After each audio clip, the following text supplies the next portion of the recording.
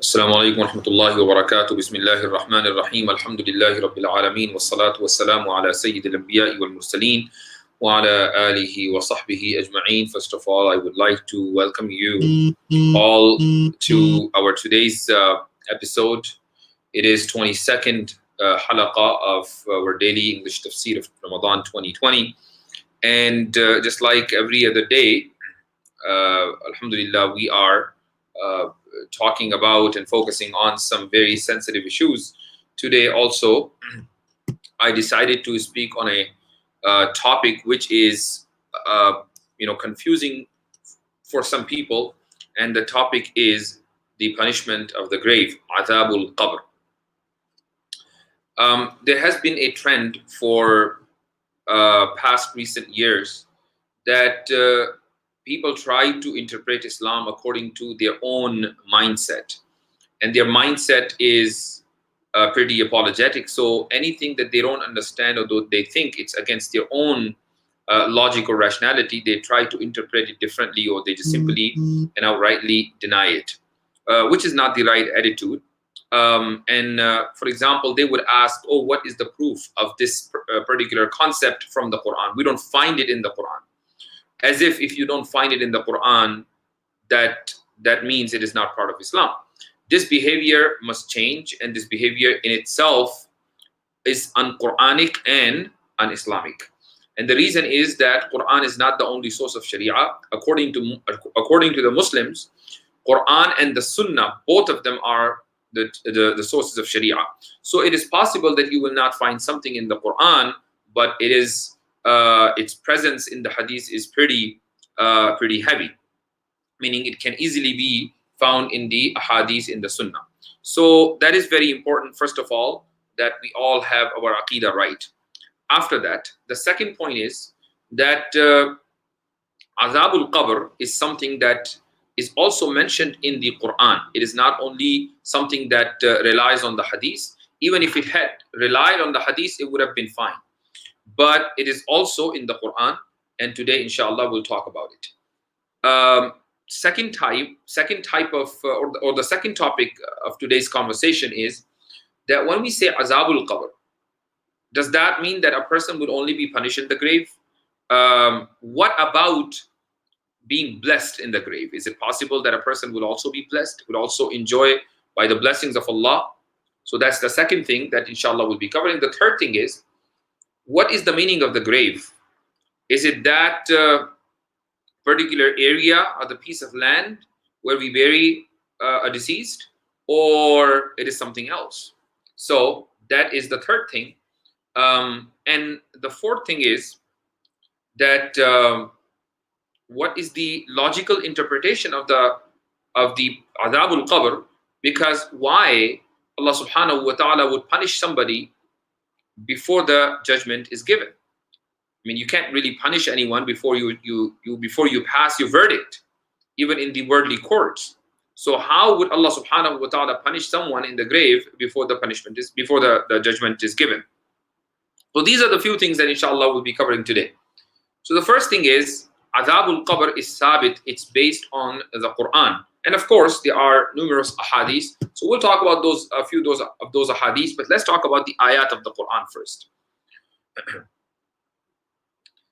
In Surah Al-Ghafir, ayah number 46, and the reason why I selected this topic, because many huffaz today must have recited Surah Al-Ghafir today or yesterday. So every day we just take one ayah from a juz. So this is what I did. So ayah number 46 of Surah Al-Ghafir, and Surah Al-Ghafir is in juz number 24. Allah subhanahu wa ta'ala says, النَّارُ يُعْرَضُونَ عَلَيْهَا غُدُوًّا وَعَشِيًّا وَيَوْمَ تَقُومُ السَّاعَةُ أَدْخِلُوا آلَ فِرْعَوْنَ أَشَدَّ الْعَذَابِ. So there has this discussion has been going on about Musa alayhi salatu wasalam and Fir'aun, and the conversation between them, and how Fir'aun tortured Musa alayhi salatu wasalam's people, the Banu Israel, and how they were able to escape. And then all that story, the entire story has been mentioned before. And then Allah subhanahu wa ta'ala says, it is the fire before which they are presented morning and evening, And on the day when the when the hour of final judgment will take place, the order will be released. Admit the family of Fir'aun, or people of Fir'aun, into the most severe punishment. Now look at this ayah, that they are presented before the fire day and night, and on the day of judgment they will be thrown in the hellfire. This is adab al-qabr. Because imagine if there is a massive fire and you don't want to go closer to it, because the moment you go closer, I'm not saying getting into the fire, just simply getting closer to the fire, your body will feel heat, and the closer you get to the fire, the intensity of heat will increase. So that's why people maintain a certain distance, even in winter days, when fire or fire sometime it's comfortable. But these people will be presented before a massive fire, which is the fire of Jahannam. Just being presented, not being thrown into it, being presented before the fire, it will give them immense discomfort. And this is adab al-qabr. That on the day of judgment they will be thrown into it. So this ayah clearly proves adab al-qabr.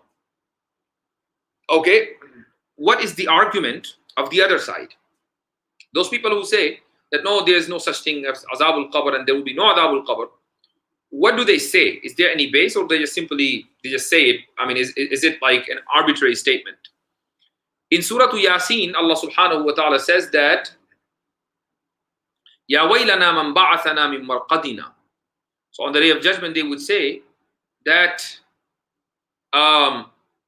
we were in our marqad. Who did this? Who woke us up? So basically in the grave, all these kuffar will be sleeping. On the day of judgment, they will wake up and they will say, who did this? As if throughout this waiting period from their death, from the moment of their death till the resurrection, they will have no feeling and they will have no sense of their surrounding. So that's why they will suddenly wake up. So this is the ayah based on which some people say that or deny adab al-qabr. The response to this argument is that imagine if a person is locked up in a room and he's not allowed to go out for a very extended period of time, and he is also from time to time tortured in that room. He's not served proper meal. I mean, he's not living a good life, rather his life is miserable in that room. It's a cell, for instance. After some time, he is put in a cage, in a very tiny cage, where he can't even move. And he is tied up in a way that he cannot even take his hand to his mouth. What will he say? I was doing good in that room. If only I had stayed in that room. Why did I come here? So he will think that being locked up in a room or in a cell where at least he could be able to move, he was being served, though the worst food, but at least he was being served something. Here he cannot even eat, and he is locked up in a way that he cannot move around. So he will think that staying in that room was better. This is what Allah subhanahu wa ta'ala explained, that would be their feeling on the day of judgment, that now we are going to face worse than what we have been facing. So if that's not the case, if you just simply take the literal meaning, or the meaning that people understand by reading the ayah, if you just take that meaning, then that ayah and this ayah of Surah Al-Ghafir will have contradiction. Plus, ahadith are authentic ahadith are contradictory to those people who deny adab al-qabr.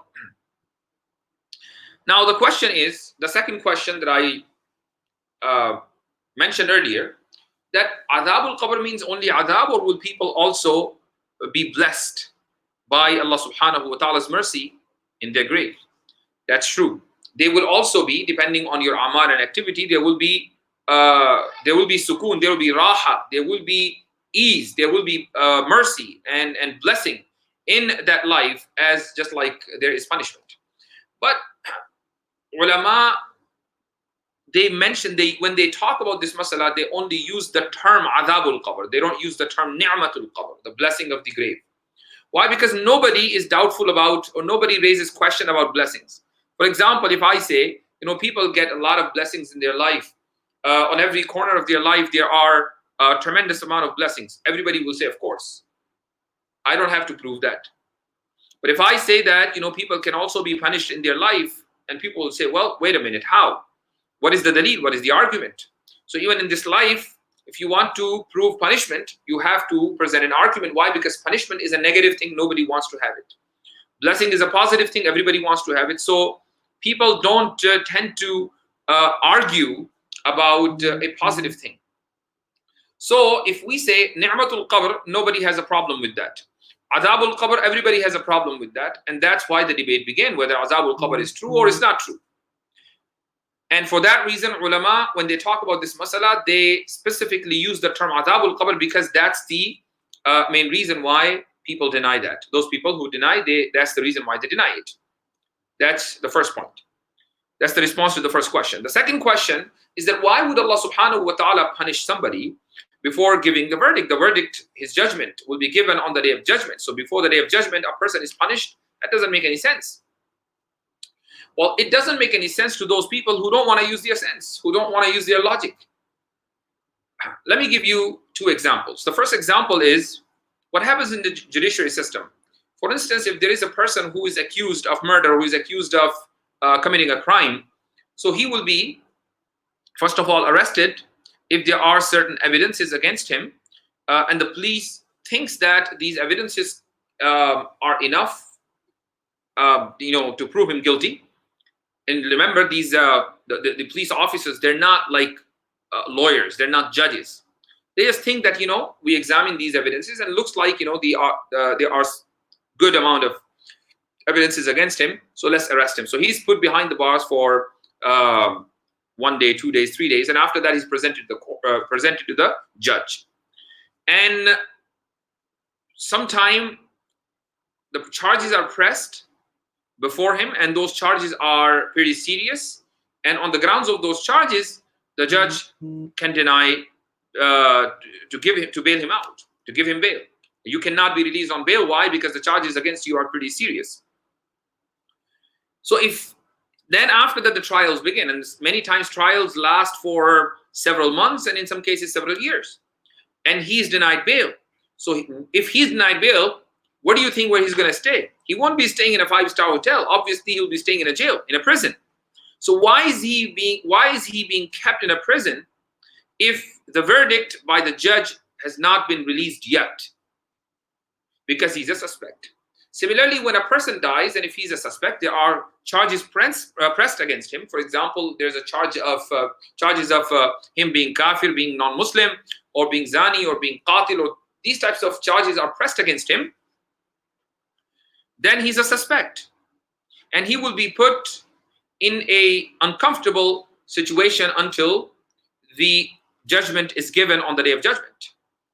So that's how you can relate adabul qabr with this example that we see, with the observation that we do in the judiciary system all the time, and nobody says, well, that's not fair.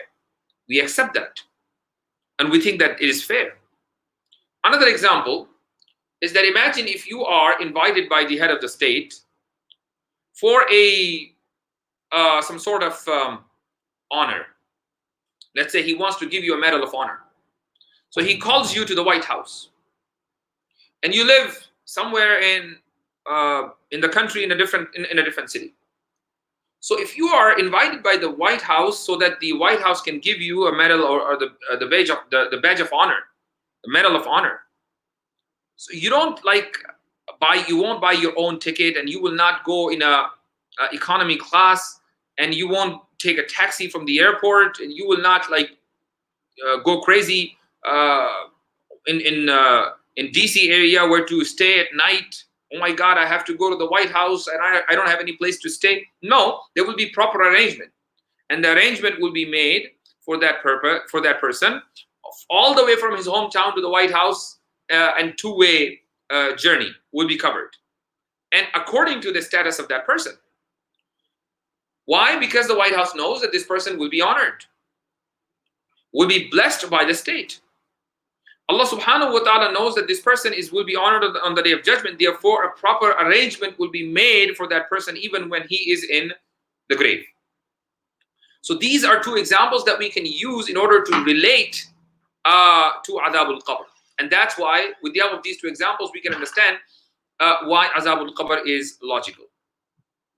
Now, that brings us to the third question. The third question is that, what is the meaning of Qabr? Qabr is that tiny piece of land where we bury the deceased? Or Qabr is something else? No, Qabr is something else. Qabr is not that piece of land where we bury the deceased. Qabr is a term which is often used to describe a parallel universe. It is called Alamul Barzakh. That is an unseen world. And when I say parallel, imagine if there are two cars or two vehicles or two trains moving to the same direction with the same speed, and they both have same length and everything is same. They're moving to the same direction. The destination of both trains is the same. So they will arrive to the destination at the same time. And if you establish a link between the two trains, it is possible that a traveler from one train can move to another train. Similarly, these two worlds, Alamud Dunya, the dunya that we are in, this alam, this world, and Alamul Barzakh, they both are two parallel universes or two parallel trains, so to say. And both of these two worlds are moving to the same destination, which is Akhirah. They will get there at the same time when the Akhirah will be established. And passengers from one train will be relocated and will be moved to the another train, meaning from Dunya to Alamul Barzakh. Why? Because there is a link between them. Why? And that link is called Maut. There is a hadith, Rasulullah sallallahu alaihi wasallam said that in Al-Mautu Jisrun, Yusilu al-Habiba ila Habibihi. So Rasulullah sallallahu alaihi wasallam called death a bridge. Al-Mautu Jisrun. That death is a bridge, is a link between the two universes. So Qabr means Barzakh. And Barzakh is a parallel universe where one's ruh stays. And this ruh also given a type of body, which the details of which we're not aware of. But its link to our existing body also remains, but at a very, very small scale, at a very small level. Let me give you an example for that as well. Imagine you have a phone set at home. I'm not talking about cell phone, the wired one. You have a wired phone. Now, how do you get the connection in your phone? There's a wire that's going to the pole, which is the nearby, maybe at your street. And from there, there's a bigger wire, stronger wire, which is going to maybe a place called exchange, the phone exchange. And then from there is another bigger wire, which is going to the state level exchange. And perhaps they have some sort of satellite, or they have big wires. So wired phones are connected through wires. That's why they're called wired phone. Now, if you have your phone number, and I also have my phone, and it's working, you are connected to me even if I'm not calling you, because both phones, imagine if I just pick up my phone and I dial your number, it will ring on your side. So our phones are connected, though I'm not calling you, through those wires.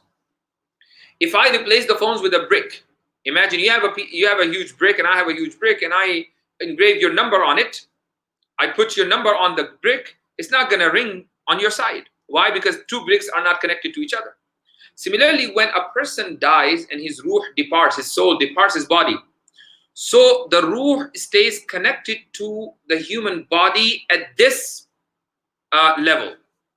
At this level. Just like two people's phones are connected before they're dialed. And that's why you must have heard many times in your life that somehow a grave is open and they saw that the person, his body wasn't decomposed, or you sometime the body is in a bad situation. It's not like it just turned into bones. It's in a bad situation that you can clearly say that something really terrible happened to him.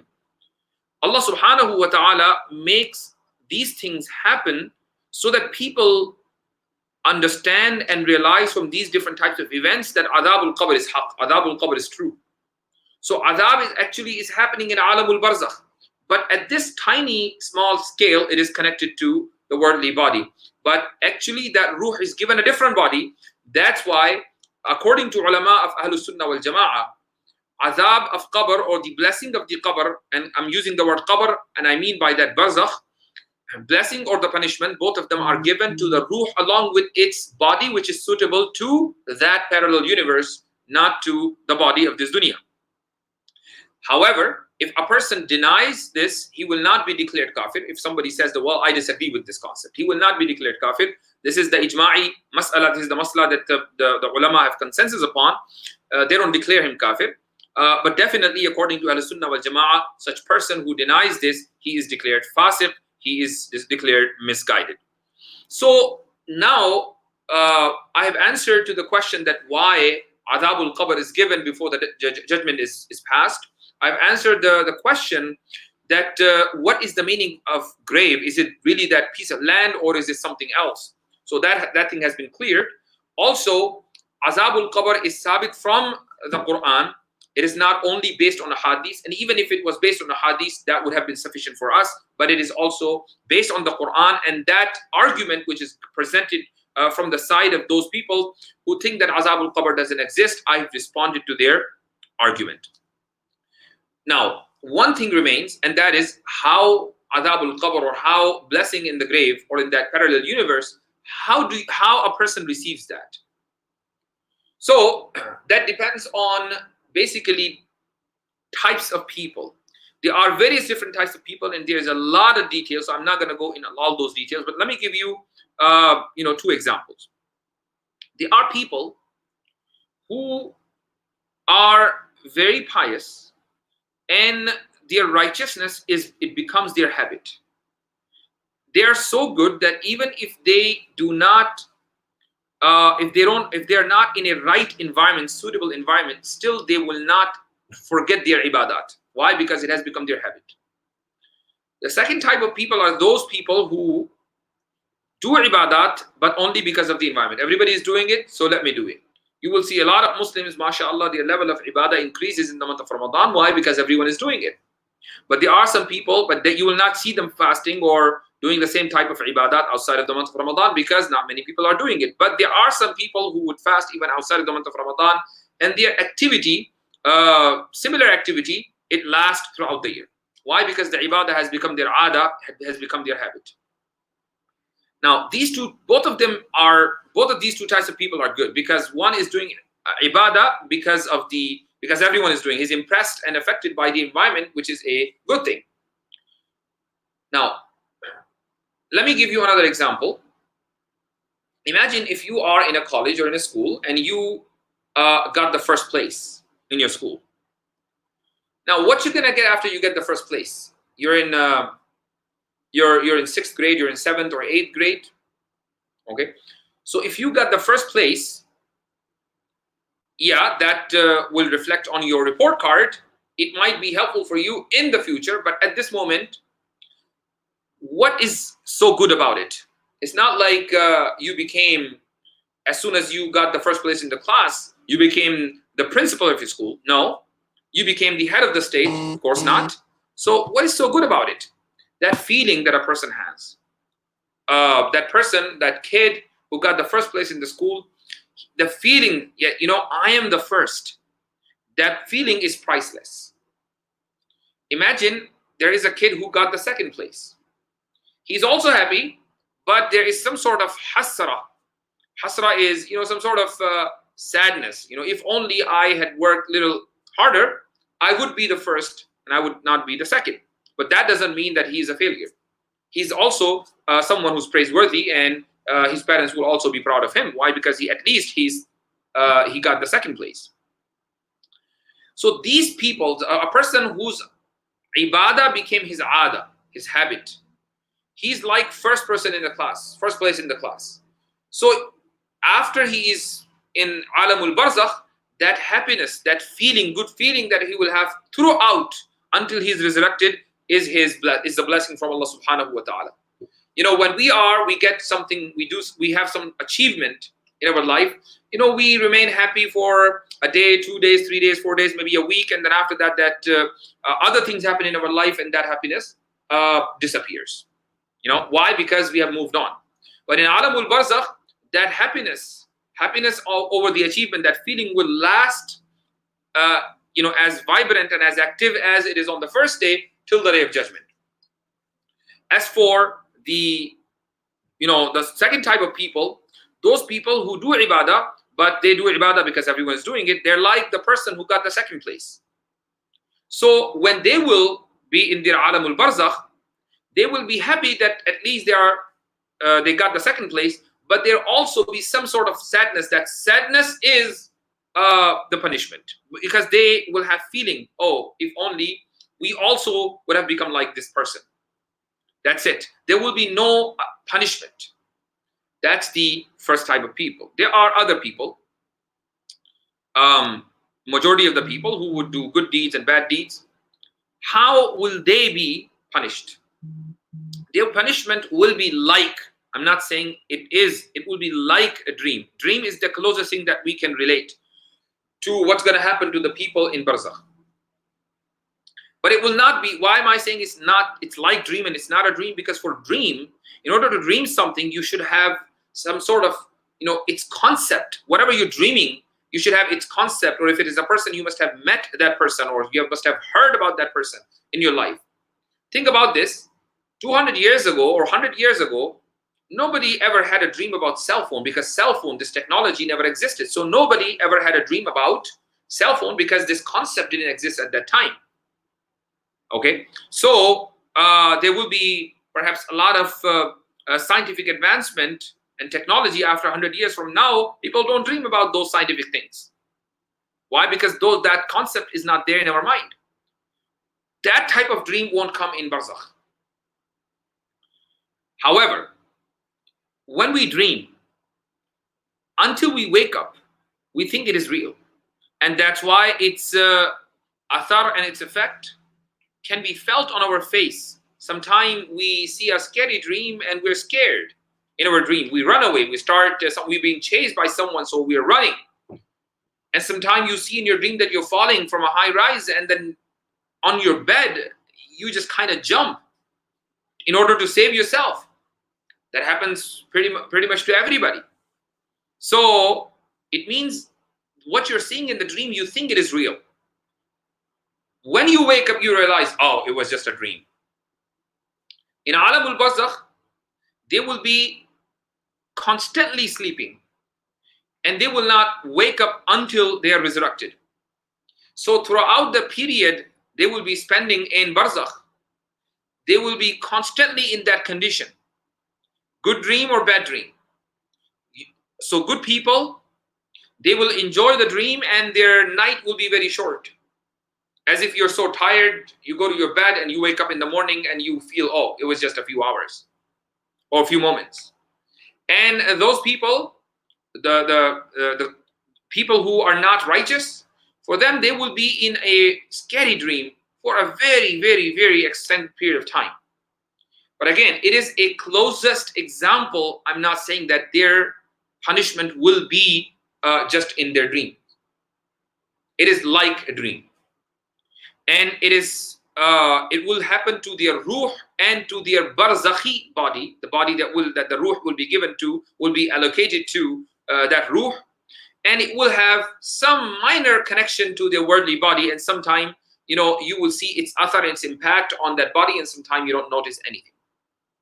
Therefore, whether a person is buried in that small piece of land, or he becomes a bite of an animal, a predatory animal, or he drowns in the ocean, or he's burned alive, whatever, ruh goes to the barzakh.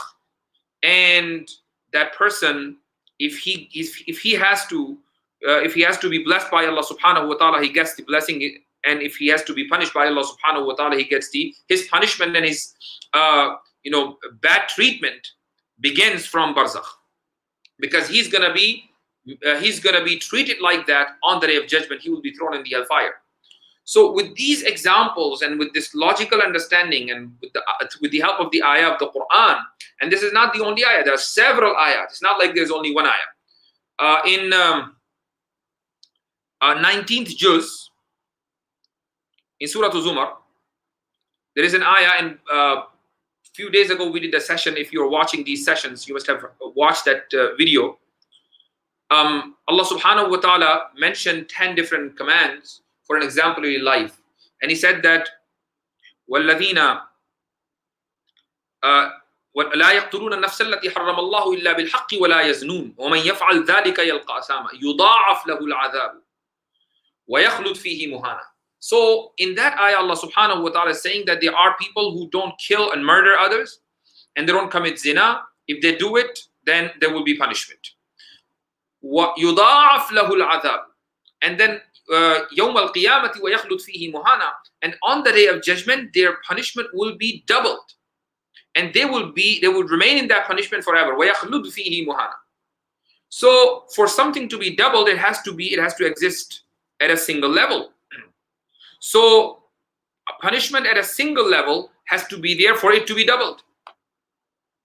And Allah Azza wa Jalla is saying that it will be doubled on the day of judgment. Therefore, it was there at a single level before the day of judgment, and that is Azabul Qabr. That's another ayah.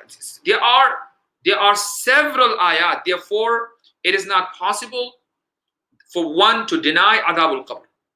And Azabul Qabr is not only for kuffar, it is also for those Muslims who do not do righteous deeds. They have, sins, and they have good deeds and bad deeds, all the mixed deeds. So it is up to Allah subhanahu wa ta'ala whether this person will get the punishment of the grave or not. We always make dua, especially in this month of Ramadan and these blessed nights, that Allah subhanahu wa ta'ala saves us, protects us from Adab al-Qabr, because if that's the first stage towards the akhirah. If a person is treated with hospitality and treated well by the angels and by the order of Allah subhanahu wa ta'ala in the grave, in Alam al-Barzakh, that means on the destination there will be a grand welcome.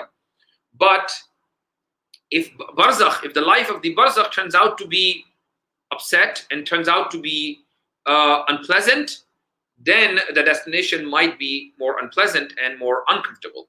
That's why we should make dua when we say waqina adhab an-nar, save us from the punishment of the hellfire. We should also add waqina adhab al-qabr, which is not in the Quran, but when we make dua, we should waqina adhab al-qabr, save us, protect us from the punishment of the qabr.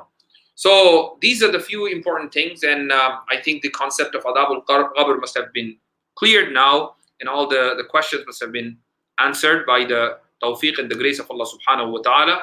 So that would be all for today, inshallah. See you tomorrow. Jazakumullah khair al-jaza. Wassalamu alaikum wa rahmatullahi wa barakatuh.